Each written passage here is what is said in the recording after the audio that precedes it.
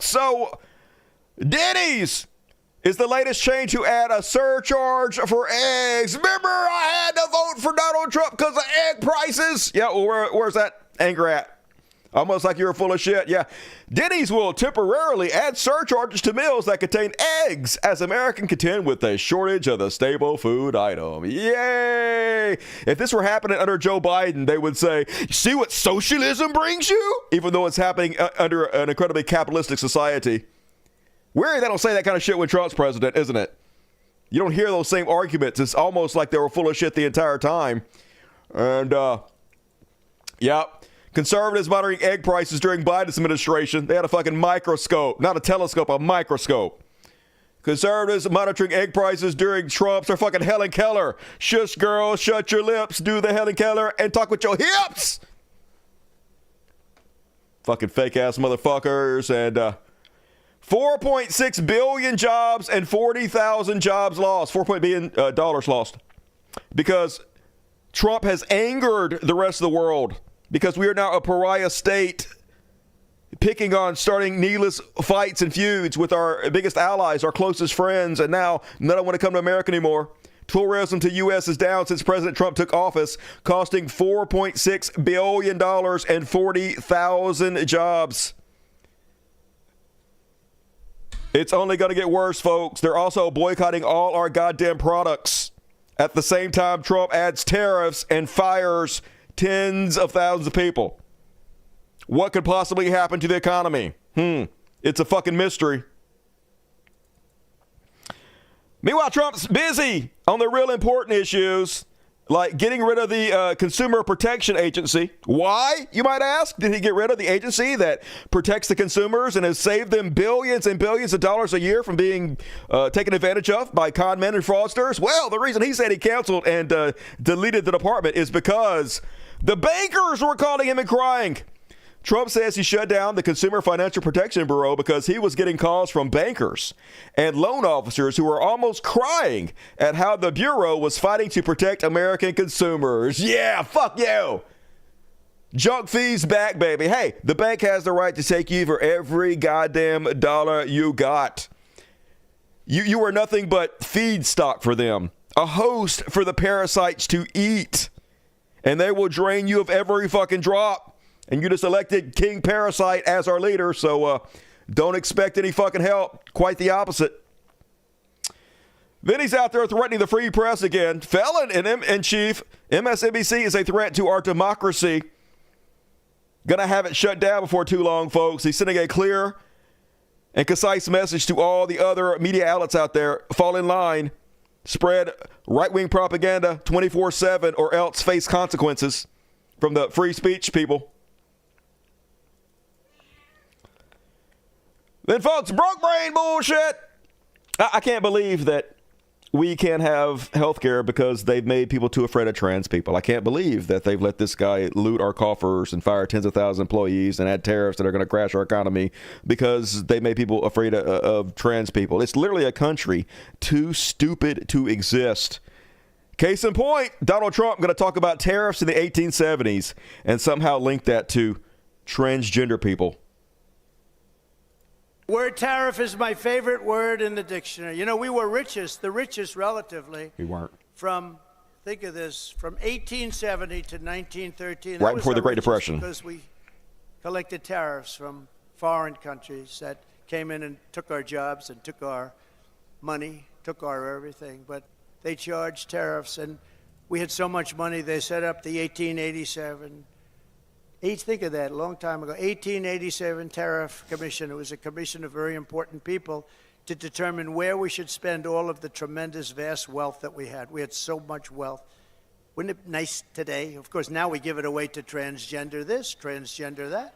Everybody gets a transgender operation. It's just wonderful. Everybody gets a free transgender operation in America. That's why we're broke, folks. Not because the government spends way more money than they take in. Not because of our military. Not because Trump spends $20 million going to the Super Bowl or $5 million taking a vanity lap around NASCAR. No, it's the transgenders. And hey, it worked. I didn't think it would, folks. I was wrong about this. I said I didn't think saying transgender and woke a million times and nothing else was a good political playbook, but I was fucking wrong. I highly underestimated how stupid our fucking country is, and it is amazingly dog shit stupid. Holy fuck. What even is this? And then we elected a bad, shitty comedian as president. He just going around doing the lamest stand-up bit you could possibly imagine. And literally, the punchline to every joke is just, I'm a giant piece of shit. Listen, here he's going to shit on Jimmy Carter. Jimmy Carter, one of the finest men and representative of Christianity we've ever seen in this nation. A man who spent his entire life until the day he fucking died building houses for the less fortunate. A man who, moral-wise, Donald Trump could not touch his jockstrap. Yet his big joke is that Jimmy Carter is so happy. He died recently, and he's so happy that he's no longer the worst president ever.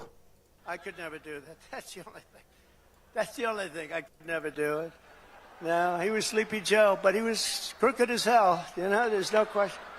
Total projection. He was a sleepy, crooked guy. It's just stand-up. Terrible, terrible president. This is what we are, folks. He was the worst president in the history of our country. I don't care. I'll say it. Jimmy Carter passed away recently, and he passed away a happy man. He was a happy man when he passed away because he said that it's not even close.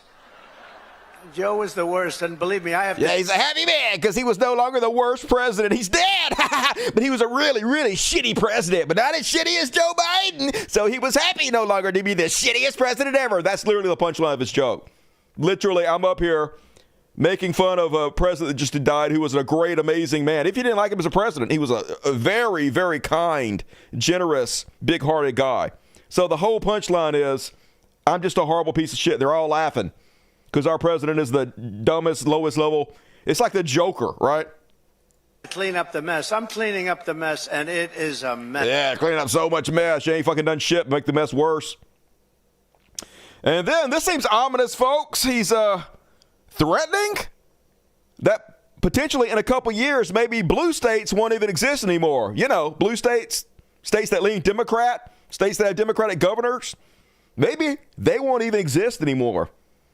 An ominous threat from our clown president. With the help of everyone here tonight, the golden age of America has officially begun.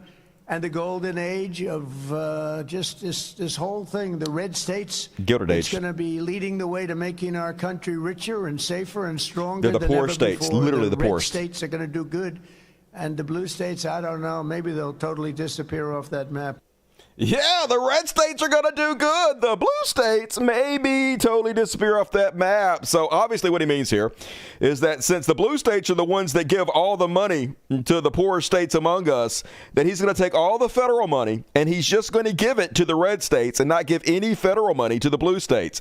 Literally steal the blue states' money and give it to all red states, folks. And if you want any of the money that we're taking from you, you'll get on board. And he's probably going to also use his dictatorship to crush any left-wing opposition.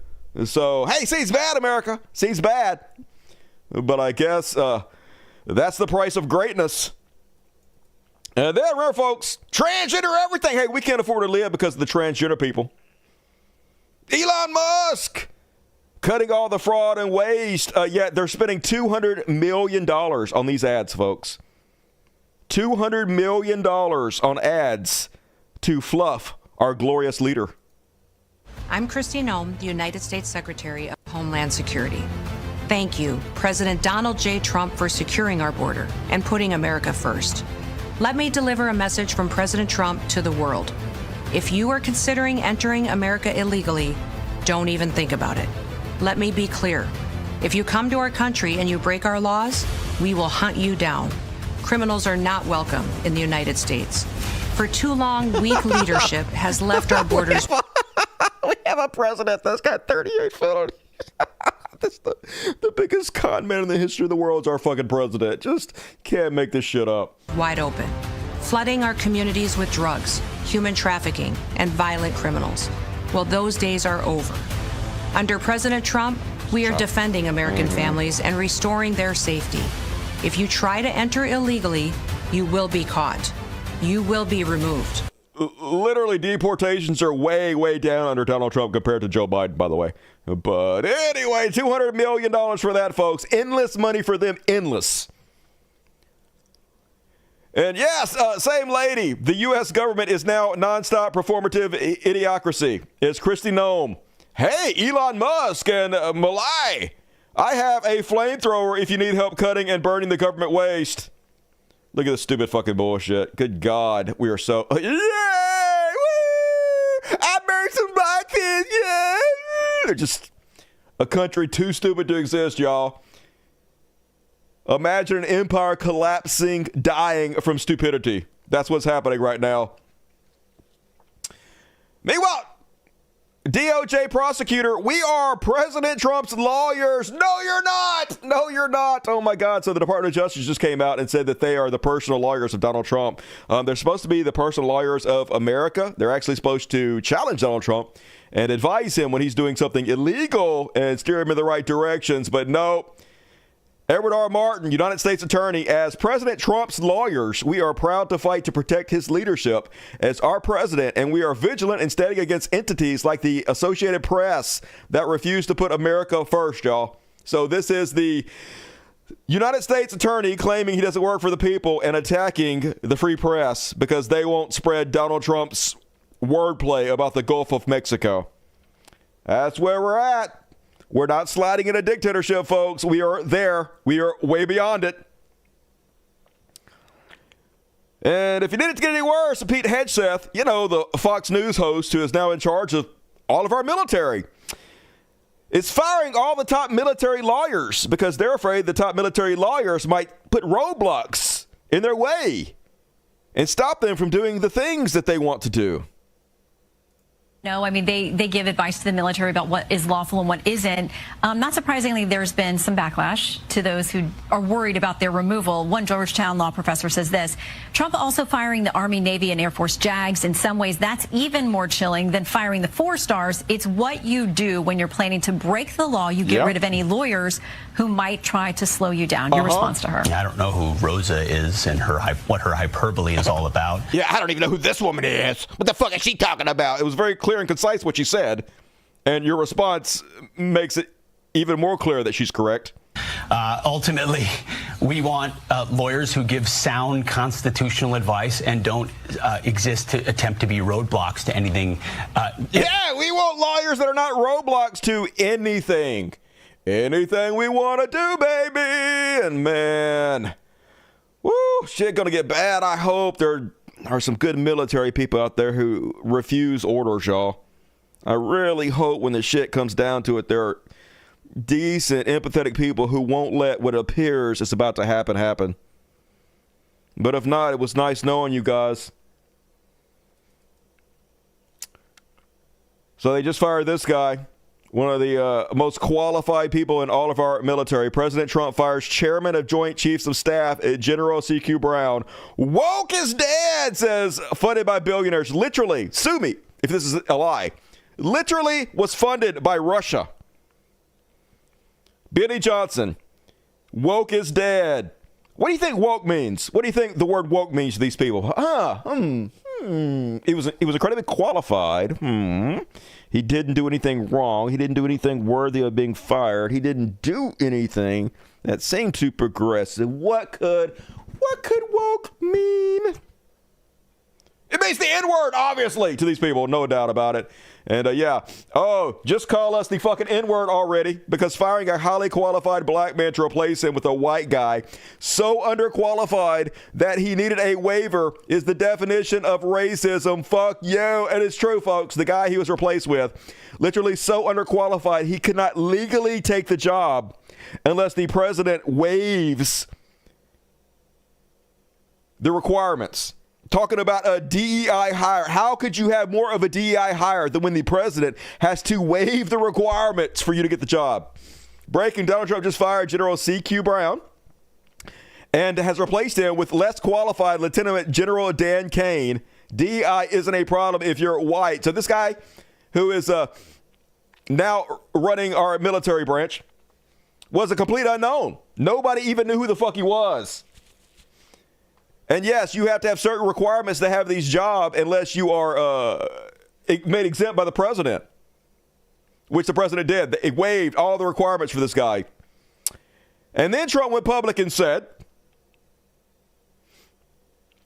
about the guy, recalled the general saying to him one time, "I love you, sir. I think you're great, sir. I'll kill for you, sir." These are Donald Trump's words that the guy said to him. "I love you and I'll kill for you." So I wonder how he got his job. It's a mystery. You don't have to be qualified, folks. It has nothing to do with meritocracy. It's if you're willing to do whatever the dictator commands you do. And this guy, Johnny on the spot to follow fucking orders. And speaking of which, speaking of the fact that you don't have to be qualified or the best person for the job, how meritocracy has nothing to do with it, let me introduce you to a guy who is now second in command of the FBI. Kash Patel, the children's author, who has absolutely no experience to be the head of the FBI, is the head of the FBI. Well, the second in charge of the FBI now, podcaster Dan Bongino now, folks. Second in command of the F-fucking-BI, y'all. We are well past idiocracy. Yeah, he used to be a cop. I think he used to be a Secret Service member, but he's never been in the FBI. Imagine career FBI people who spent their life in the bureau getting passed up for podcasters, y'all. Just the craziest fucking shit. They shit in your mouth and tell you it's pumpkin pie with this meritocracy bullshit. This is the guy, folks. Here's the guy that's now second in command of our FBI. Dan Bongino says, the irony about this for the scumbag commie libs is that the cold civil war they're pushing for will end really badly for them. Libs are the biggest pussies I've ever seen, and they use others to do their dirty work. Their mamas are still doing their laundry for them as they celebrate tonight that their long-sought goal of destruction of the republic has been reached. But they're not ready for what comes next. They never have been. It's all revolutionary cosplay with them. Not anymore, as it's all real now. You assholes wanted it? Now you've got it. Good luck. And man, it is serial killer Christmas, y'all. Imagine the FBI being headed up by this guy and the children's author. You can kill anybody you want to. You're going to get away with it. They're too busy going after people like me, I assume. That's what he's talking about. Anybody who dare try to speak out against the right-wing bullshit. And this is the guy, folks. This is the guy second in command of our FBI now. So this is what they're doing. This is why Clarence Thomas has been speaking out about the national restraining orders. How a judge in New York can give a restraining order for a congressional district in Wyoming is ridiculous. Clarence Thomas has been warning about this forever. This A. Muse on Twitter is talking about this lawfare too. How this Obama-appointed judge threatened Trump and his team with arrest if they don't restore every dime of funding that have been paused or canceled. Folks, my recommendation is Donald Trump should ignore this. Really? This judge is obviously not acting constitutionally at all. So the new second in command of the FBI is just telling Trump to ignore the judges. You don't have to follow the law anymore. Just do whatever the fuck you want to, Mr. Dictator. I'll have your back every step of the way.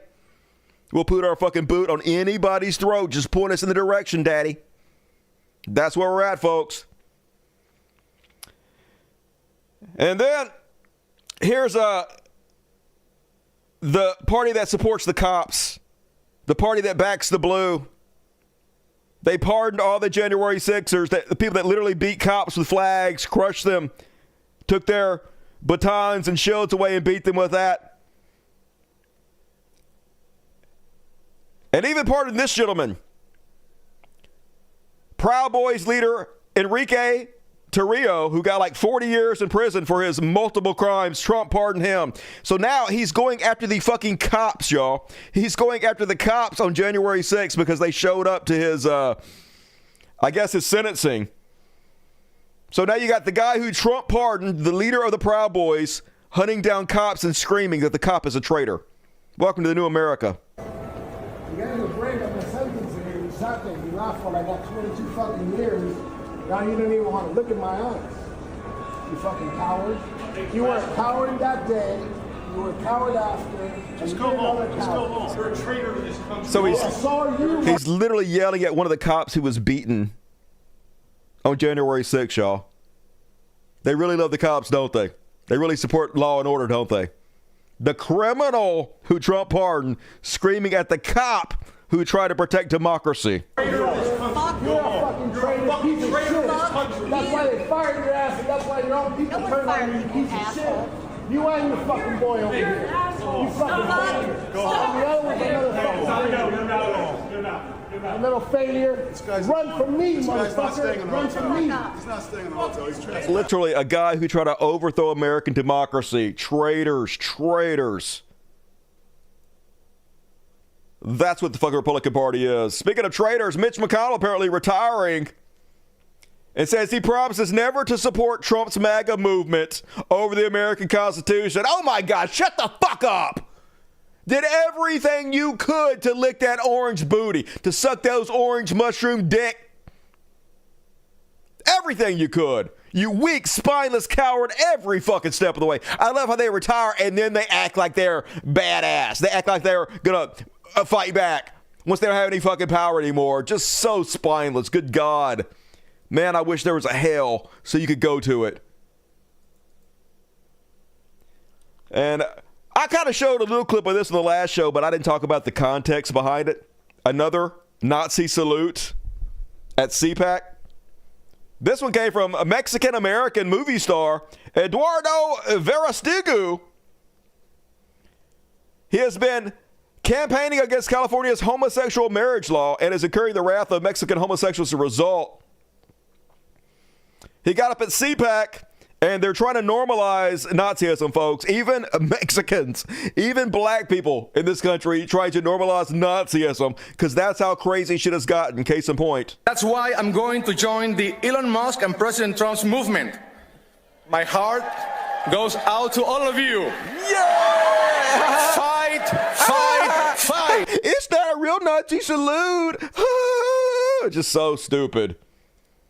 But yeah, new America, folks. Nazis have taken over. We have a white supremacist dictator, you fucking idiots. Talking about house slaves. Just whatever they can do to curry favor with their masters. And then, in this very serious country in which we live, in Florida, instead of going after any criminals, instead of doing anything that would help their community, their state in any way whatsoever, Florida sues Target for having sold Pride merchandise. They're literally suing private companies for selling products that they don't agree with, folks. This is not the same conservative party I remember. Conservative party used to all be about how business can do whatever they want to and government has to stay out of business. How encroaching on business is the most un-American thing ever. Now they're literally going after you if you do anything they don't want you to do. Florida is facing off with a retail giant over claims the store's political correctness cost the state's public employees retirement fund millions. Newly sworn in Florida Attorney General James Othmeyer, whose predecessor Ashley Moody replaced Marco Rubio in the Senate, filed a class action lawsuit against Target Corporation accusing the retailer of misleading and defrauding investors by concealing financial risks leading to LGBTQ activism. So all this is meaning to do is to bully private companies into not selling LGBTQ merchandise. It's the attempted erasure of gay people, of trans people, of anybody they don't like. That's what's happening in the Nazi states of America right now.